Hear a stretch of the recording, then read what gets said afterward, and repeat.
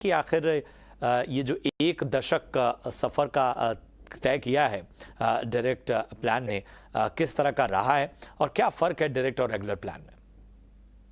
नमस्कार प्रशांत जी। जैसे आपने बहुत सही टॉपिक चुनी है। 10 साल हो गए।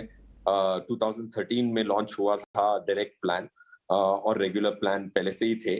तो इनमें पहला तो ये अंतर है कि डायरेक्ट प्लान, जैसे नाम ही इसमें आंसर दे देता है कि डायरेक्टली आप एसेट मैनेजमेंट कंपनी के पास जाएं और खरीद लें। बीच में जो इंटरमीडियरी है उसको अगर आप हटा दें, तो डिस्ट्रीब्यूटर कह लो, रजिस्टर्ड इन्वेस्टमेंट एडवाइजर कह लीजिए, जो भी बीच में है उसको हटा के डायरेक्टली अगर आप एसेट मैनेजमेंट कंपनी के साथ करते हैं, तो उसको कहते हैं डायरेक्ट प्लान। जाहिर सी बात है, डायरेक्ट जाते हैं तो जो कमीशन मिलता है डिस्ट्रीब्यूटर को वो बच जाता है।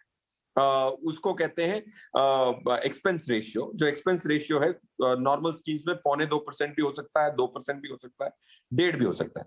उसमें ऑलमोस्ट 0.5% से 1% का पर एनम आपको डायरेक्ट स्कीम में ज्यादा रिटर्न मिल सकता है। बट ये भी इंपॉर्टेंट है नोट करना कि जो डिस्ट्रीब्यूटर है, अगर वो आपको अच्छी स्कीमों में डाल सकता है तो आपको ये जो 0.5% का एक्स्ट्रा खर्चा है वो आराम से रिकवर हो जाता है। बट अगर आप देखें इक्विटी म्यूचुअल फंड्स में बहुत अंतर होता है परफॉर्मेंस का। अगर आप गलत स्कीम में फंस गए तो 0.5% बचाने के चक्कर में 10% का अंडर परफॉर्मेंस भी कर जाते हैं। So point one, Prashant ji, direct scheme वो है जिसमें आप एसेट मैनेजमेंट कंपनी के पास सीधे जा सकते हैं और ये जो इंटरमीडियरी की जो कमीशन है वो आप निकाल सकते हैं और उसको बचा सकते हैं। तो जाहिर सी बात है, अगर एक ही स्कीम की दोनों को कंपेयर किया जाए तो रेगुलर नीचे ही होगा और डायरेक्ट हमेशा ऊपर ही होगा, एक ही स्कीम से कंपेयर करो तो। I think that's what is a direct plan, और 10 साल is a long period for this difference to be substantive. हो रही है डायरेक्ट प्लान की, और जब आपने कमीशन का जिक्र किया, ये कितना होता है और क्यों ज़रूरी है कि जैसा हमने कहा कि रजिस्टर्ड फंड मैनेजर या बाकी जो आपके फंड को डिस्ट्रीब्यूट करते हैं, ये पहलू कितना मायने रखता है? देखिए, मेरे हिसाब से बहुत मायने रखता है कि आपका डिस्ट्रीब्यूटर कौन है। अगर ईटी नाउ स्वदेश देख के आप अपनी स्कीमें चुन ही चुके हैं तो आपको बीच में डिस्ट्रीब्यूटर की जरूरत ही नहीं, क्योंकि आप, Prashant ji and the channel is doing a great job giving free advice, वो भी अनबाइस्ड। अगर आपने स्कीम चुनी लिया है, रिटेल निवेशक हैं, तो आप डायरेक्ट ही जाएं, क्योंकि आपका डिस्ट्रीब्यूटर का कोई रोल ही नहीं रहा, आपको एडवाइस मिल गई। काफी सारे अच्छे एक्सपर्ट्स आते हैं आपके शो पे, सो दैट्स वन। बट अगर आप एक एचएनआई हैं या अच्छे पैसे इकट्ठे कर चुके हैं, तो एक अच्छा डिस्ट्रीब्यूटर आपको अच्छी परफॉर्मेंस, निफ्टी से बीटिंग परफॉर्मेंस चूज करने में मदद कर सकता है आपकी वो स्कीम्स। 490 स्कीम है और सबसे अच्छी स्कीम और सबसे बुरी स्कीम में साल दर साल 28% का एवरेज अंतर होता है। अगर आप 0.5%, 1% बचाने के चक्कर में अगर आप सबसे गंदी स्कीम में आते हैं और सबसे अच्छी स्कीम में आते हैं तो आपका 28% का रिटर्न का डिफरेंस। सो पॉइंट वन, अच्छा डिस्ट्रीब्यूटर आपके लिए ये जो पैसा एक्स्ट्रा डेबिट हो रहा है उसको अच्छी तरह से रिकवर करने की क्षमता रखता है। बट अगर आपके पास डिस्ट्रीब्यूटर ही नहीं है, आप निर्णय कर ही चुके हैं, तो आपको डायरेक्ट ही जाना चाहिए। अब मैं आनंद राठी के लिए बोल सकता हूं, 2013 जून से हमने कहा कि भाई डायरेक्ट प्लान्स हैं, अगर हमें अपनी कमीशन कमानी है तो हमें क्लाइंटों को वैल्यू ऐड करना पड़ेगा। तो उधर से हमने एक सिलेक्शन मेथोडोलॉजी, पूरी मैथमेटिक्स को यूज करके, नोबेल प्राइज विनिंग फॉर्मूलाज को यूज करके हमने एक सिलेक्शन मेथोडोलॉजी इजाद की। उसमें अगर आप साल दर साल देखें तो 10 सालों में, 9.5 सालों में 3% का निफ्टी का पर एनम आउट परफॉर्मेंस आया है म्यूचुअल फंड स्कीम करके। सो अगर 3% आउट परफॉर्म कर सकते हैं तो बहुत बढ़िया है आफ्टर कॉस्ट। अगर आपका डिस्ट्रीब्यूटर आउट परफॉर्म नहीं कर रहा है निफ्टी को, तो आपको तो इमीडिएटली डायरेक्ट जाना चाहिए। बट अनफॉर्चुनेटली बहुत सारे लोग जो म्यूचुअल फंड में इन्वेस्ट करते हैं, वो ट्रांजैक्शन बाय ट्रांजैक्शन, क्या उन्होंने निफ्टी को बीट किया या नहीं किया, ये भी तुलना नहीं करते। अगर ये तुलना ही नहीं की आपके डिस्ट्रीब्यूटर ने कि उसने निफ्टी को बीट किया कि नहीं किया, तो उसको कमीशन कमाने का हक ही नहीं बनता। So you have to see whether you know how much you have beaten Nifty. If you are not beating Nifty, immediately go to direct और go to a better distributor. बिल्कुल। और आप जो बात शुरू में कह रहे थे कि हमारे शोज देखकर बहुत सारे लोग जो हैं वो तमाम बेहतर रिसर्च के दम पर इन्वेस्ट करते हैं, लेकिन इसका दूसरा पहलू भी, और ये कल बड़ा दिलचस्प तरीके से सामने आया एक हमारे दर्शक थे जिनकी क्वेरी थी और उन्होंने 36 फंड ले रखे थे और 36 फंड मैंने उनसे पहला ही आमतौर पे हम कोई 8 या 10 फंड भी ले लेता है तो ही हम चौंक जाते हैं। तो 36 फंड देख के जब हमने उनसे सवाल पूछा कि साहब 36 फंड लेने की आपको इतनी ज़रूरत क्यों पड़ी, क्या सोच रही, तो उनका कहना था कि मैं हर रोज़ ईटी मनी बनो अपना फाइनेंस मिनिस्टर देखता था और उसमें मैं बेहतर जो भी उसमें से होता था और जिसमें मेरी इंस्टिंक्ट और जो एक्सपर्ट की राय है दोनों मैच कर जाती थी, वो फंड मैं लेने लगता था। तो ऐसे इन्वेस्टर्स को आप क्या सलाह देंगे, क्योंकि कई बार होता है कि लोग ये फ़र्क नहीं कर पाते हैं और कई बार डाइवर्सिफिकेशन का मतलब भी ये समझ लेते हैं कि ढेर सारे फंड। यस प्रधान जी, जैसे आपने कहा 36 स्कीमें खरीद ली तो निफ्टी पूरी मार्केट खरीदने के बाद मार्केट से ज्यादा प्रदर्शन लाना बड़ा कठिन हो जाता। बट सबसे इंपॉर्टेंट ये चीज है कि आप भले ही 36 खरीदें, 10 खरीदें, 20 खरीदें, बट अगर उसी दिन हर ट्रांजैक्शन में अगर आप निफ्टी खरीदते, क्या आप उससे अमीर होते या उससे गरीब होते? ये नंबर ना रहना, ये इसको कहते हैं एक आईना, आपके पोर्टफोलियो की हेल्थ चेकअप। जैसे हम ब्लड देके ब्लड की टेस्ट करते हैं, शुगर रेंज में है कि नहीं है। काफी लोग 99% लोग ये नहीं फाइंड आउट करते कि ये 36 स्कीम जिस दिन खरीदी थी उस दिन वो स्कीम ना खरीद के मैं निफ्टी खरीदता तो क्या परफॉर्मेंस आती। अगर वो 36 स्कीमों के बावजूद अगर उन्होंने निफ्टी से आधा % भी ज्यादा बनाया तो उनको डरने की बात नहीं है। ऐसे भी 36 स्कीम हो सकते हैं जहां निफ्टी से 3% कम बनाया, तो आपको डरने की बात है। बट आईना देखना जरूरी है। ये आईना ना रखना घर में कि क्या मैं निफ्टी को बीट कर रहा हूं, ये बहुत प्रेवलेंट प्रैक्टिस है। ये तो छोड़ दीजिए, मैं कई लोगों से मिला हूं जिनके 500,000 करोड़ है इक्विटी म्यूचुअल फंड, उन्होंने भी ये आंकड़ा नहीं फाइंड आउट किया। तो मेरी विनती हमेशा एक म्यूचुअल फंड इन्वेस्टर से या पीएमएस इन्वेस्टर से, कोई भी इक्विटी इन्वेस्टर से, अपने खुद के स्टॉक्स अगर आप ट्राई कर रहे हैं तो ट्रांजैक्शन बाय ट्रांजैक्शन क्या आप निफ्टी को बीट कर रहे हैं। अगर आप ये नहीं कर सकते कंप्यूटेशन, तो आप बेशक हमें लिखिए ईटी स्वदेश, आप वो डेटा भेजेंगे, हम कैलकुलेट करके बता देंगे कि आप निफ्टी से बेहतर किए या कम किए। पॉइंट 1। पॉइंट 2, मेरे हिसाब से 11 स्कीम्स मेरे पोर्टफोलियो में है और रीजनेबल बड़ा पोर्टफोलियो है।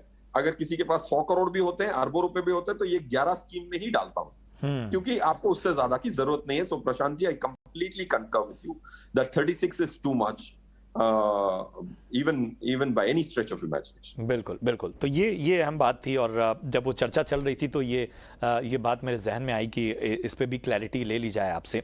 अब ज़रा हम फिर से अपने टॉपिक पे आएँ।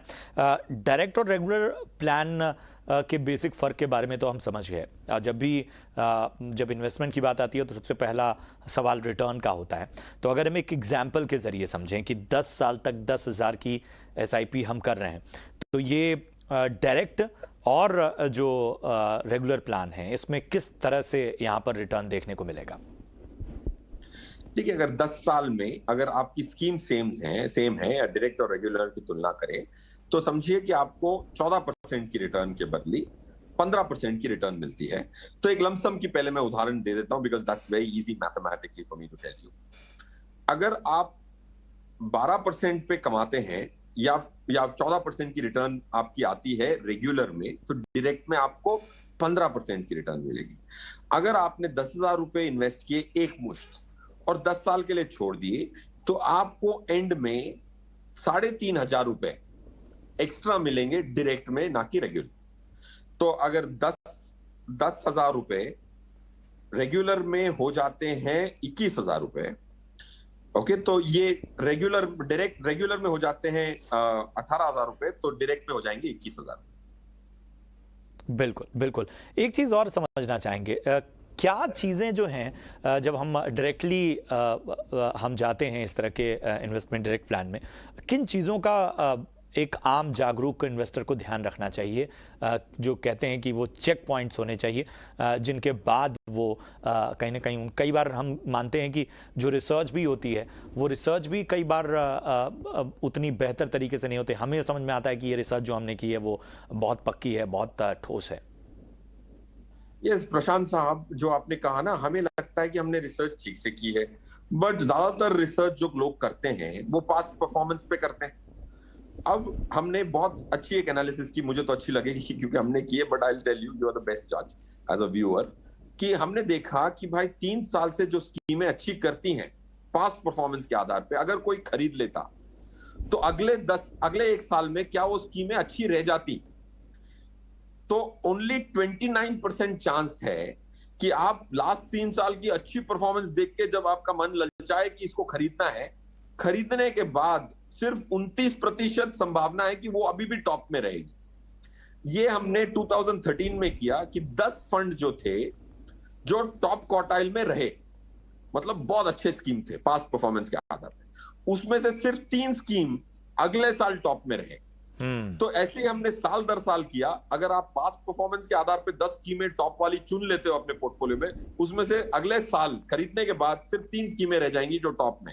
तो पास्ट परफॉर्मेंस की जो रिसर्च है वो एक फ्यूटाइल रिसर्च है। खाली उसके आधार पे अपनी स्कीम्स खरीदना, ये अपनी खुद की टेल को चेस करने जैसा मैं मानता हूं, चेजिंग योर ओन टेल। तो हमेशा आपको विंड स्क्रीन देख के गाड़ी चलानी है, ना कि रेयर व्यू मिरर।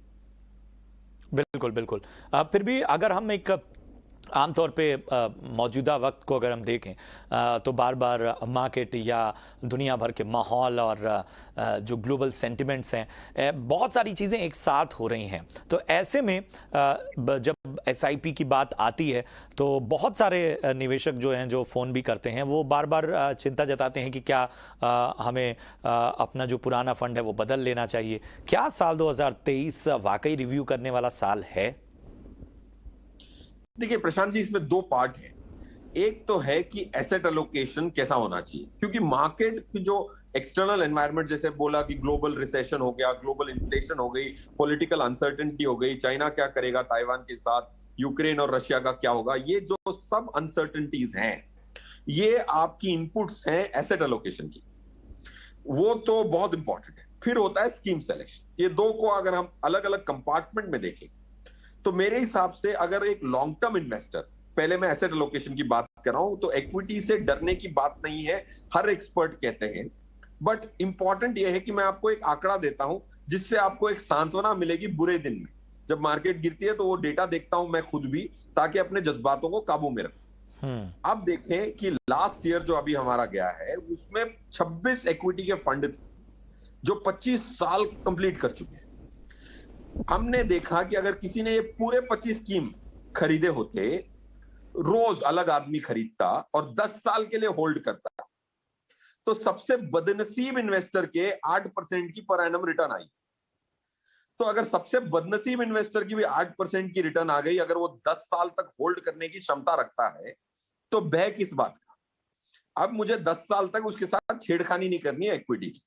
देखिए रियल एस्टेट में लोग लगा देते हैं 20-20 साल तक घर नहीं छूते, बट उनको इक्विटी में 2 साल से परफॉर्मेंस चाहिए। ऐसा हो गया कि मेरे घर में 2 बच्चे हैं, एक बच्चे को बोलता हूं कि भाई तू 2 साल में तू 10वीं कक्षा में पहुंच जा। रियल एस्टेट को मैं 10 साल पूरे देता हूं, दूसरे बच्चे को बोलता हूं 10वीं कक्षा में पहुंचने के लिए तो पूरे 10 साल। तो इक्विटी को 10 साल दीजिए, जैसे इंडियंस रियल एस्टेट को 10 क्या 20 साल भी दे देते हैं, गोल्ड को तो कभी नहीं बेचते, जिंदगी भर नहीं बेचते, राइट? तो please be fair to all assets and they will be fair back to you. That's the key message. और डरिए मत, क्योंकि बदनसीबी में भी 10 साल में आप इतने मायूस नहीं होंगे, एफडी से अच्छी रिटर्न ही आएगी। और इन चीज़ों को डिस्कस करने का मकसद ही यही था कि जब हम नए साल में प्रवेश कर रहे हैं, नए साल में एंट्री कर रहे हैं, तो कहते हैं कि वो बेसिक्स जो हैं उनको वक्त वक्त पे जो है कॉन्सेप्ट क्लियर करते रहना चाहिए, ताकि जो निवेशक हैं उनके मन में किसी तरह का संदेह, किसी तरह का भ्रम ना रह जाए। और यही वजह है कि बीच में भी जो सवाल इस पूरे टॉपिक से अलग था वो भी हमने फिरोज़ के ज़रिए उस पर बहुत ही स्पष्ट राय जानी। और फिरोज़, कोई ऐसी चीज़ इस पूरे टॉपिक में जो रह गई हो, जो छूट गई हो, जो आप कहना चाहें? अदरवाइज हम कॉलर्स की ओर बढ़ते हैं। करेक्ट। आई थिंक जो जैसे आपने कहा, नया साल एक अच्छा वक्त होता है कि हम अपने बेसिक्स को रिविजिट करें। एक सजेशन तो मैं एक्स्ट्रा ये जरूर दूंगा, भले आप डायरेक्ट खरीदें, रेगुलर खरीदें, पहले कोर कैटेगरीज के स्कीम्स खरीदें। काफी सारे दर्शक हमें लिखते हैं जिसमें 2 स्मॉल कैप स्कीम होती है, एक मिड कैप स्कीम होती है, एक टेक्नोलॉजी स्कीम, सेक्टर स्कीम होती है।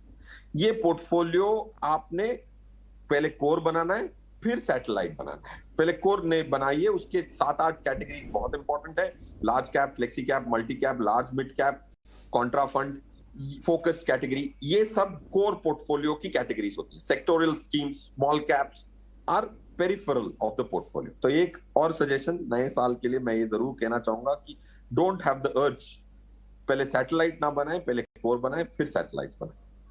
बिल्कुल, तो ये जो बातें हैं वो गांठ बांध कर रख लीजिए, जो आपके इन्वेस्टमेंट में काम आएंगी। और